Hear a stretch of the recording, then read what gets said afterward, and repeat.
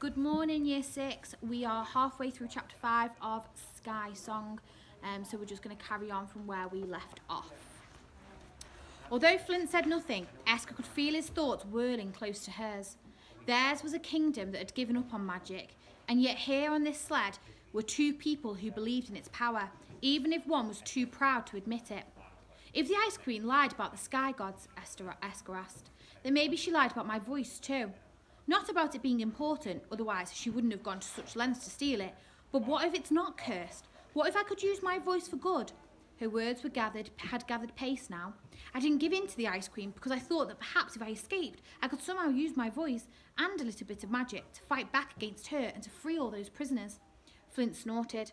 I've heard powerful voices before, warrior battle cries, chief speeches, but yours, it's odd and unlikely. There's no way it could destroy the Ice Queen.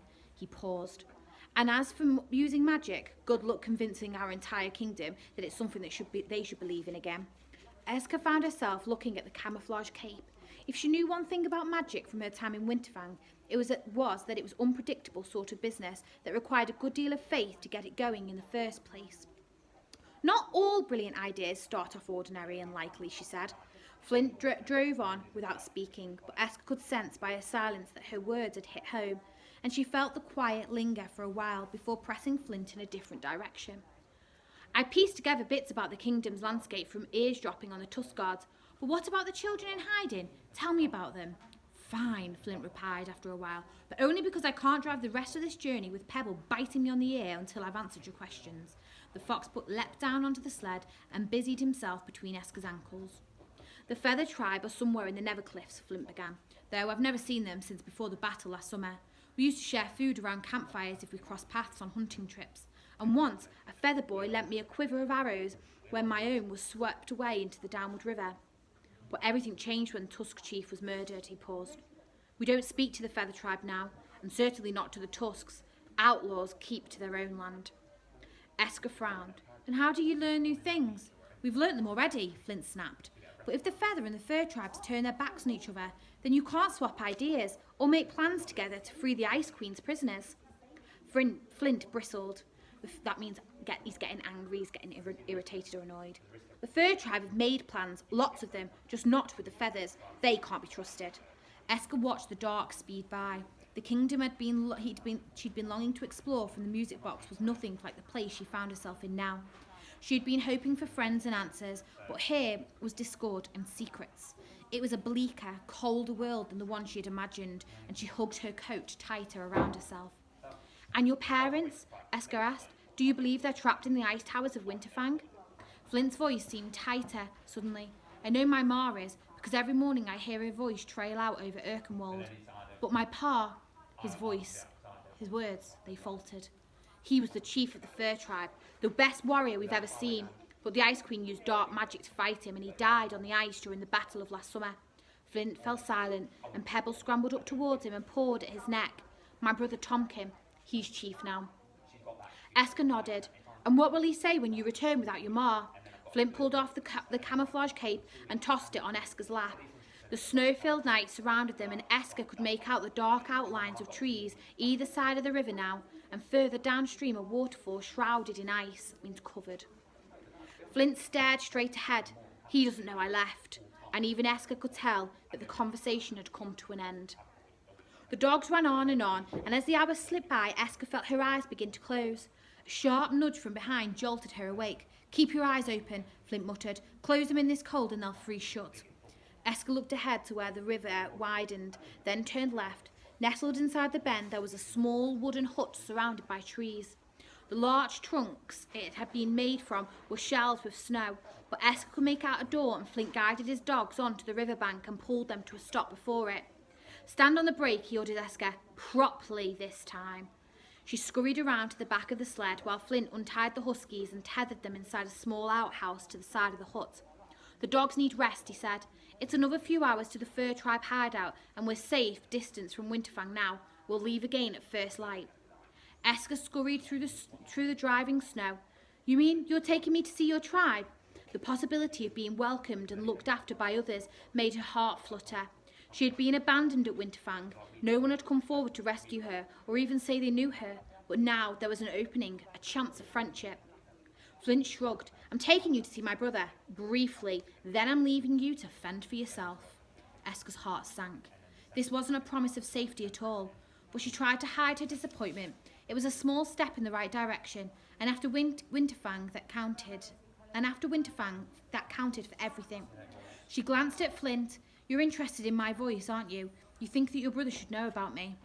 I'm madly curious, Flint replied. There's a difference, but you'll need to speak to Tomkin first. He's in charge, and if he thinks your voice will help us with his battle plans, he'll use it. Eska flinched. Your tribe are going to fight the Ice Queen? Flint held his head high. One day, yes. We're not staying at home like the last time when our parents made us promise to hide until they returned. He straightened up.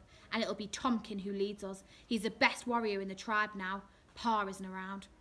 Eska bit her lip. You won't win. I know the Ice Queen. It'll take more than spears and shields to force her back. You don't know Tomkin. If anyone can take on the Ice Queen, it's him. Flint hefted his rucksack up onto his back and pulled open the door of the hut. Eska stood shivering by the shed. Is it safe in there? Flint nodded. It's an old fur tribe food store. There are lots of them dotted all over Urkemold, if you know where to look. He disappeared inside with Pebble, and Eska followed nervously, closing the door against the flurries of snow. It was pitch black within. Keep still, Pebble, Flint muttered. I need to keep the caribou teller and the heather so that we can see what's going on. So he's going to light a candle. Eska squinted into the dark. Can I help? Flint grunted. Eska tried again. Tell me what I'm looking for at least. First rule of the wild, know how to make fire. You're looking for a stone dish filled with hardened caribou fat, Flint said, and a wick of heather. There's a plant that grows out on the tundra, in case you didn't know. Eska felt her way around the wooden walls, nearly tripping over two large wooden objects tucked into the corners of the hut. Then her palms met with a stone dish set between those objects. Here, she cried. I think I've found it. Flint fumbled towards her, then stooped to touch the dish. He rummaged in his pocket and drew out two small rocks, and for several minutes the hut was filled with the quiet scuffing of metal. What's he trying to do? Yeah, he's scuffing the rocks together to make fire. Well done. The sparks appeared and he sat them onto the heather wick, and within seconds a soft light flickered. The wooden objects Eska had stumbled on were beds, laden with blankets made from furs or the snow hares, and Eska looked around to see clumps of moss had been stuffed into the walls to block the creaks in the timber. There was a table beneath the lamp, and above it hooks made from antlers. They sat down on the beds, and Flint turned his anything knife over in his hands. He said nothing, but Eska could tell, when he kicked his boot against the bed leg and Pebble leapt up onto his lap, that he was angry at not returning with his ma. She picked at her nails. I'm sorry we couldn't find your ma. Flint didn't look up. One day I will repay you for rescuing me. I'll repay you for rescuing me from the palace, though, Eska added. I doubt that very much. Eska glanced at the knife in Flint's hand. The handle was made of bone, and slotted into the hilt was a green gem which shimmered mischievously. That knife, she said slowly, it's built using magic, again, just like your cape. She leant forward. You're an inventor, aren't you? Flint's face hardened. I'm a warrior, like the rest of my tribe. But the more Eska spent with Flint, the more she felt that he wasn't like the rest of the tribe at all.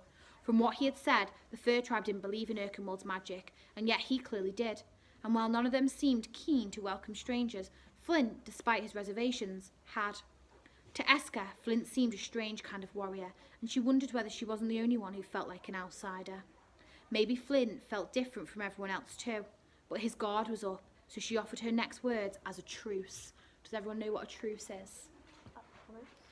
Sort of like a promise. A truce is when you kind of agree to just get on. So say if two people were arguing, they might make a truce and they would forget what they were arguing about and carry on. So she's kind of saying like, I'm sorry, it's her way of apologising. You're a warrior who believes in magic, and I think that's the best way to be, because you won't defeat the Ice Queen with weapons alone. Flint cocked his head. Isn't it time you stopped talking? He stood up and walked over to the corner of the room where a spear carved with caribou antler had been stashed. Grabbing it, he headed for the door. Get some sleep, he muttered. You look like you need it. And now that the light has returned to the kingdom, you won't have long before dawn is up. Where are you going? Flint opened the door. To get food, and I'm going alone. But Eska didn't roll over and go to sleep. She hurried to the wall facing the river, pulled out a damp of moss and peered through. She watched intently as Flint carved a hole in the iced-up river with his spear and then sat down beside it, his back against the rush of snow.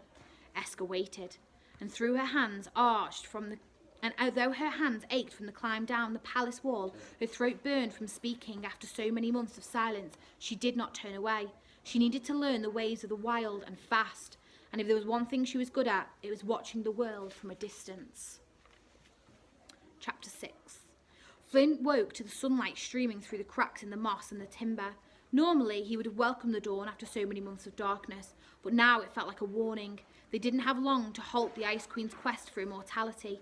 He swung out of bed and glanced at Esker. She was still asleep, and to Flint's surprise and irritation, he saw that Pebble was curled up on the ball at the bottom of her bed, and not on his. She's even bothersome in her sleep, Flint thought to himself, scooping the fox pup into his arms and tiptoeing out of the hut. The dogs yapped from the outhouse, and only when Flint pulled back the mound of stones he placed over his catch and tossed them a fish did they hush. The dwarf willows either side of the river were cloaked in white, their trees. But the sky above was a brilliant blue, and as Flint listened, he could hear the soft flump of snow sliding from the branches, and the pop and the crack of the river ice melting. Spring was in full swing, and Flint knew that the river was not to be trusted as a way across to the driftlands when the temperatures began to climb. He gathered up an armful of branches, tried his best not to think about what Tomkin might say if he declared, when home, that he was a warrior who believed in magic, and laid them out of sight behind the hut. Before long he had a fire going, and with his anything knife he pierced chunks of the second salmon he had caught and held them above the flames to cook. Esker shuffled through the snow towards him. "You should have woken me up," she whispered. "I would have. Got in the way," Flint said. "Helped with the fire," she replied. Flint shrugged. "Quicker on my own." He held out a scoop of bark laden with fish, and Esker shoveled a mouthful after mouthful down. Flint raised an eyebrow. "You'd think you hadn't eaten in a year." "I haven't," Esker replied. "Not since the Ice Queen locked me in the music box. It wasn't food or water that kept me alive, just her dark magic." Flint wanted to ask more. Despite what he had said, magic in all forms fascinated him, but he was still cross and suspicious of Esker, so he caught himself just before the words slipped out and threw a death stare instead. Esker was too busy enjoying eating to notice. "Last night, I watched you cut a hole in the river ice, then plunge your spear in," she said between bites. "Then it looks like you were muttering something, but from inside the hut I couldn't hear anything. What were you saying?" Flint looked up. "You were watching me. I thought you were asleep." Esker shook her head. "I figured watching and listening were probably the best ways to learn about hunting." She paused. "I don't imagine I'll be a particularly good hunter. I've not had much experience jamming spears into things, but hopefully I'll pick it up after a while." Her eyes brightened. "Like I did with the brake on the sled." Flint squinted. The only reason the sled hadn't careered off was because he had stomped his foot on top of Esker's. There was no way she'd have the strength to hold it on her own. He looked at her gaunt face and straggling hair and the furs that almost swallowed her body. Nothing about the girl was geared up for the wild, and before he could stop himself, he found himself offering advice. "There are rituals attached to hunting, and the tribes always honour them. First you thank the North Star, the sky god who breathed life into Erkenwald." He stopped suddenly, catching himself. No one thanked the sky gods anymore, but he still did, because despite what he had told Esker earlier, he still believed in the gods. How could he not, when he could feel their magic hovering over the kingdom? Flint cleared his throat. He hadn't known this girl long, but he seemed to be annoyingly difficult to steer conversations in the directions he wanted with Esker. Her voice had a habit of drawing out surprises and often unfortunate things from him. He decided to move on quickly. "Then you thank the animal itself for giving up its life for you. An animal chooses its own death, you see. It chooses the hunter to whom it will submit." He ran a hand down Pebble's back. "There's a bond between animals and the tribe out here." Esker breathed a sigh of relief. "That's good to know, because if the bonds between the tribes are all broken, you'll probably want the animals to hold things together." Flint narrowed his eyes at Esker. There was a mad sort of logic to her, and he wasn't sure whether he liked it. Before he could reply, though, Pebble slipped from his side, poked his nose under Esker's elbow, and gobbled up the last of her fish. Flint smirked as Pebble waddled back to him and crawled onto his lap. "You've got to watch your food when Pebble's around." Flint threw a handful of snow on the fire and fizzled it out. "His appetite is out of control." Esker followed Flint back towards the hut. "How did you and Pebble meet?" she asked, hurrying to keep up. Was it on a hunt, and Pebble refused to choose his own death? Maybe he felt he had more eating to do before he submitted to a hunter. There was a snuffled grunt from a ball of white fur tucked inside Flint's hood that sounded quite like a chuckle. Found him in our camp scavenging for food, Flint replied, but he made sure he didn't meet Esker's eye, because that wasn't all that had happened.